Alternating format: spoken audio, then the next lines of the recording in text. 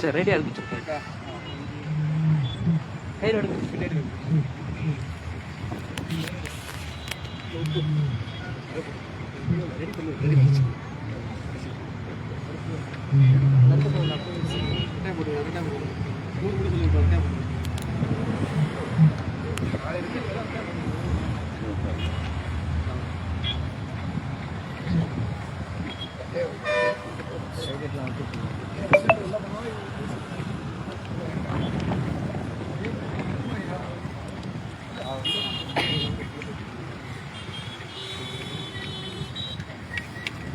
மண்ணு சரியுதுண்ணா பார்த்து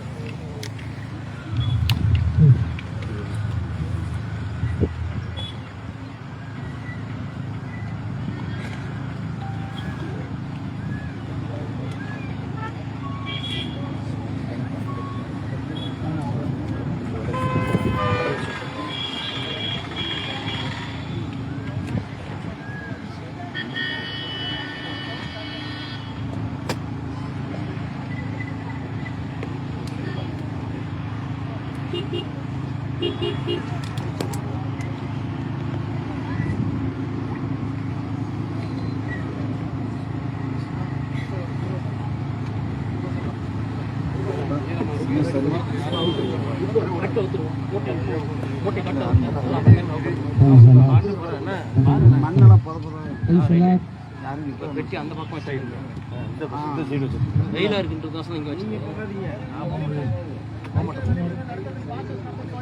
யாரும் போக சொல்லுவாங்க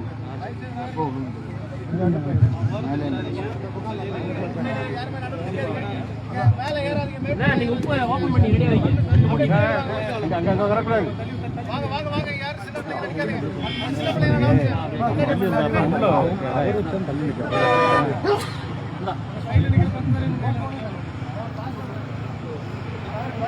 கொஞ்சம் வழி விட்டுருங்க வாசமா உள்ள வந்த பிறகு நீங்க இந்த வாங்க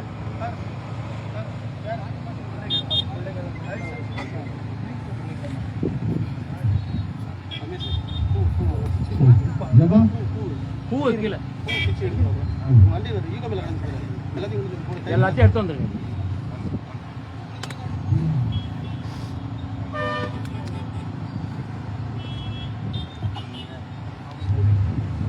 அடுத்து ready hello hello hello check hello hello கொஞ்சம் தயவுசெய்து அந்த பாதை கொஞ்சம் கொடுங்க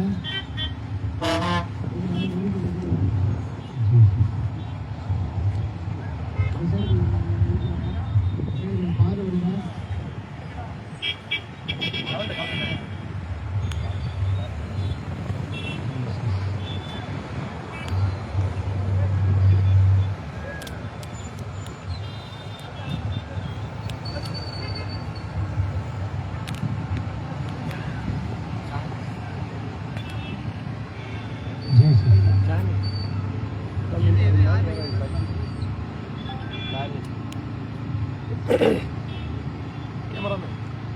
பின்னாடி கொஞ்சம் பின்னாடி இருக்குங்க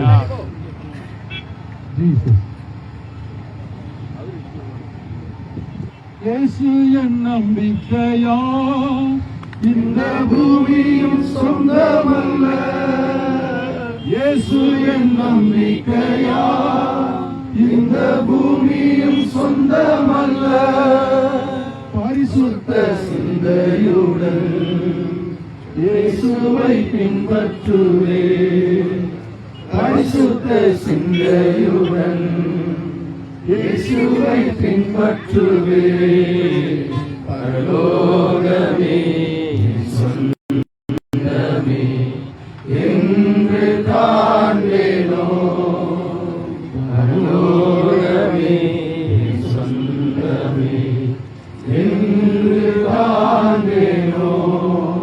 ஓட்டத்தை ஜெயமுடன் நானும் ஓடிட அருள் செய்வார்.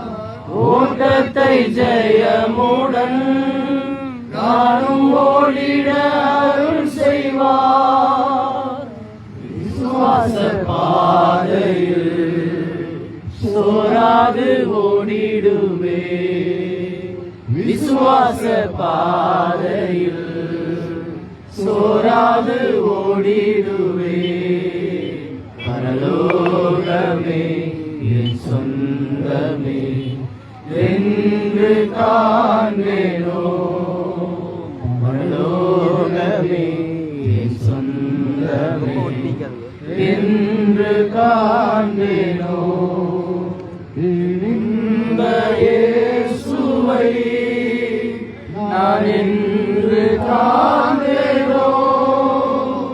பரலோகமே என் சொந்தமே என்று காண்பேனோ. பரலோகமே என் சொந்தமே என்று காண்பேனோ.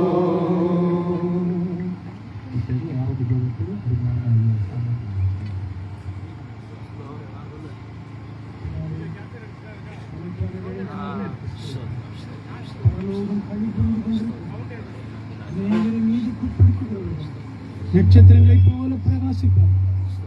தேசத்தில் அருமையான பாஸ்ட் தேசிய அவர்கள் விதைத்த விதை எவ்வளவோ மக்களுக்கு ஆசீர்வாதமாக முடியும்.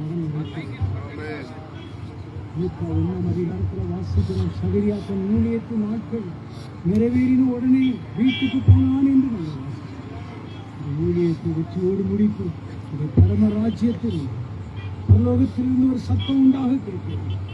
கர்த்தருக்குள் மரிக்கிறவர்கள் பாக்கியவான்கள் என்று எழுதி அந்த பட்டியலில் ஐயாவை இணைத்ததுக்காக ஸ்தோத்திரம்.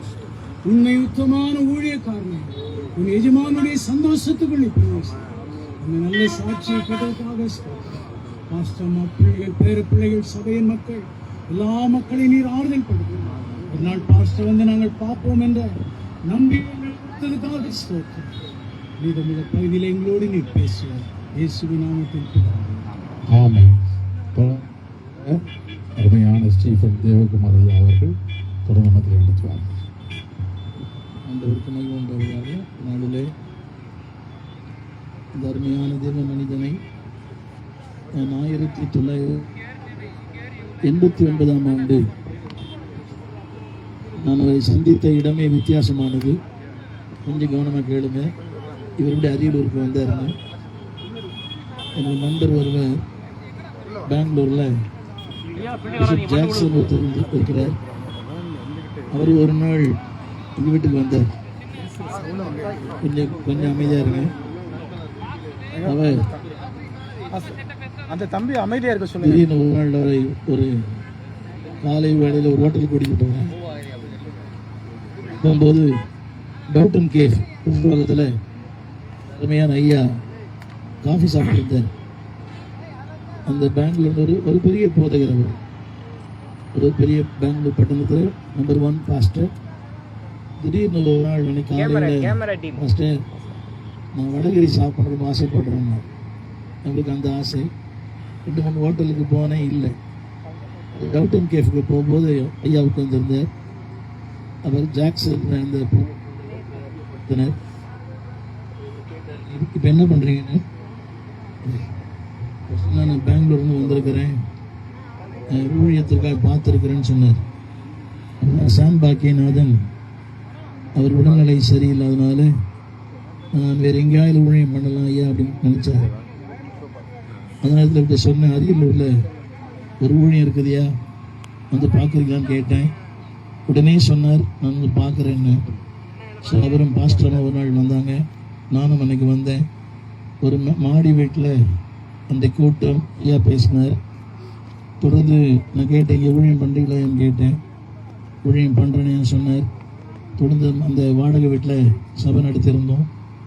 அப்போது அருமையான நம்ம ஜேம்ஸ் எட்வர்ட் அவங்களுடைய தகப்பனார், தாயார், பவுல் பாஸ்கர் இவங்கெல்லாம் சபை நாங்கள் இப்போ கொடுத்து இடம் வாங்கி ஏறக்குறைய 16 ஆண்டுகள் இந்த அரியலூர் திறந்தவார் சபையில் ஒரு ஊழியனாய் மேய்ப்பனாக இருந்தார். இதை பற்றி நான் சொல்ல வேண்டுமானால் எப்படி சொல்லலாம், நல்ல மனிதன், நல்ல கணவர், நல்ல தகப்பன், நல்ல ஊழியர். திரும்ப சொல்லுகிறேன், good man, good husband, good father, good pastor. இது எல்லாரும் சொல்ல முடியாது. இப்படி சொன்னவங்களுக்கு புரியும். அநேகருக்கு நல்ல ஆரம்பம், ஒரு சிலருக்கு தான் நல்ல முடிவு. many have good beginnings but few have good endings. இன்னைக்கு நான் அடக்கான வரும்போது ஒரு பாஸ் சொன்னார், மரிச்சா எப்படி மறிக்கணும் அப்படின்னார். இதுதான் வாழ்க்கை. அம்பானியாய் மறிப்பதை விட ஆண்டுடைய ஊழியனாய் மறிப்பது ஆசீர்வாதம். 87ஆம் சங்கீதம் 5ஆம் வசனம். 87ஆம் சங்கீதம் வசனம். அதில் ஒரு வார்த்தை இருக்குது, இன்னான் இன்னான் இங்கே பிறந்தான், வளர்ந்தான், வாழ்ந்தான் என்று சொல்லப்படும். திரும்ப சொல்லுகிறேன், 87ஆம் சங்கீதம் 5ஆம் வசனம்.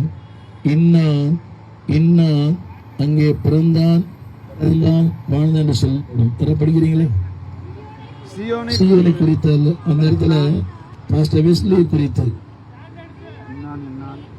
திரும்ப ஒரு முறையாக பாஸ்டர் வெஸ்லி குறித்து எல்லாம் சேர்ந்து சொல்வீங்களா?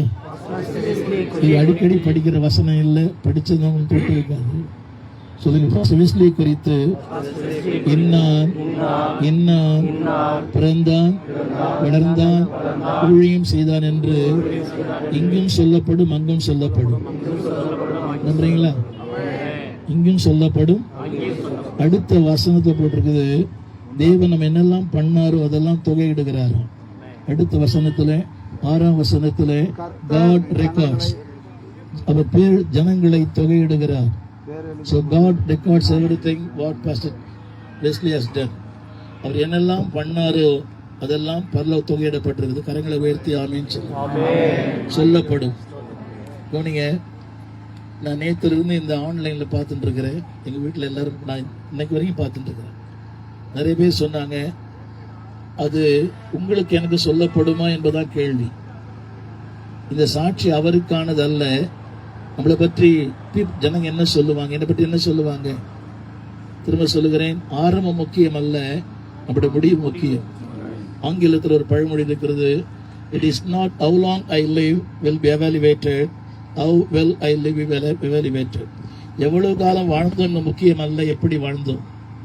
மித்துசலாம்னு ஒருத்தர் இருந்தார், 969 வருஷம் வாழ்ந்தார். அவரை பற்றி 2 வார்த்தை, பிள்ளைகளை பெற்றான், மரித்தான். இது 2 தவிர சொல்ல ஒண்ணுமே இல்லை. ஆனால் இந்த ஐயா பேர் சொல்றது நிறைய இருக்கு. இத்தனை பேர் சொன்னாங்க. நானும் சொல்றதுக்கு தான் காலை 4:30 மணிக்கு இன்னொரு ஊர்ல இருந்து புறப்பட்டு வந்தேன். சொல்லுங்க, சொல்லப்படும் உங்களை பற்றி. இன்னான் இன்னான் பிறந்தான், வளர்ந்தான், ஊழியம் செய்தான், இங்கும் சொல்லப்படும், அங்கும் சொல்லப்படும். இதுதான் வாழ்க்கையில மேலான வாழ்க்கை. ஒரு சொன்னார், மரணம் என்ற ஒரு வார்த்தை விளக்கம் சொன்னார். எதிர்பார்க்கிற ஒன்று எதிர்பார்க்காத நேரத்தில் வருவது மரணம். எதிர்பார்க்கிற ஒன்று expected one come with unexpected time. எதிர்பார்க்கிற ஒன்று நிச்சயம் நமக்கு தெரியும். ஆனால் எப்படி இருந்தாலும் நம்முடைய வாழ்க்கையில ஒன்றை சொல்ல விரும்புகிறேன். வெளிப்படுத்தல் புஸ்தகம் 11ஆம் அதிகாரம் 7ஆம் வசனம். வெளிப்படுத்தல் 11ஆம் அதிகாரம் 7ஆம் வசனம். அந்த வார்த்தையை போதும். ஒரு தெய்வ மனிதன் இப்படி சொன்னார், ஒரு ஆவிக்குரிய மனிதனுடைய வாழ்க்கையில் அவனில், அவன் மூலமாய், தேவன் என்ன செய்ய விரும்புகிறாரோ செய்து முடிக்கிற வரை மரணம் மேற்கொள்ளாது. சொல்லலாமா? சொல்லுங்க. ஆவிக்குரிய மனிதனுடைய வாழ்க்கையில் அவன் மூலமாய் தேவன் என்ன செய்ய விரும்புகிறாரோ அதை செய்து முடிக்கிற வரை மரணத்திற்கே வல்லமை இல்லை. அப்படியானால் what God plan in the life of pastor Wesley, அவருடைய வாழ்க்கையில் என்ன செய்ய வேண்டும் என்று கர்த்தர் தீர்மானித்தாரோ அது அவருக்குள்ளே செய்தார், அவர் மூலமாய் செய்தார். அந்த வார்த்தை இன்னொரு படிக்க விரும்புகிறேன். அவர்கள் தங்கள் சாட்சி ஊழியத்தை செய்து செய்யும் போதல்ல, செய்ய ஆரம்பித்த போது அல்ல, செய்து முடித்திருக்கும் போது. எல்லாரும் கரங்களை உயர்த்தி நினைக்கிறோம் இன்னும் ஒரு நாள் இருக்கலாமேன்னு. ஆனால் இவர் மூலமாய் தேவன் என்ன செய்ய விரும்பினாரோ அதை செய்து முடித்தார். படிச்சு பாருங்க. தங்கள் சாட்சியை சொல்லி எல்லாம் கரங்களை உயர்த்தி தேவன் அவர் மூலமாய் என்ன செய்ய விரும்பினாரோ அதை செய்து முடித்திருக்கிறார். நம்மில் அதான் எதிர்பார்க்கிறார். இந்த மாதிரி பாருங்க, we are all in the queue. நம்ம எல்லாருமே ஒரு கியூல இருக்கிறோம். அவர் முந்தி போயிருக்கிறார், நாம் பிந்தி போகணும். ஆனால் நம்மிலே அவர் என்ன செய்ய விரும்புகிறாரோ அதை செய்ய அர்ப்பணிப்போம். 2 காரியங்களை சொல்லி முடிக்க விரும்புகிறேன்.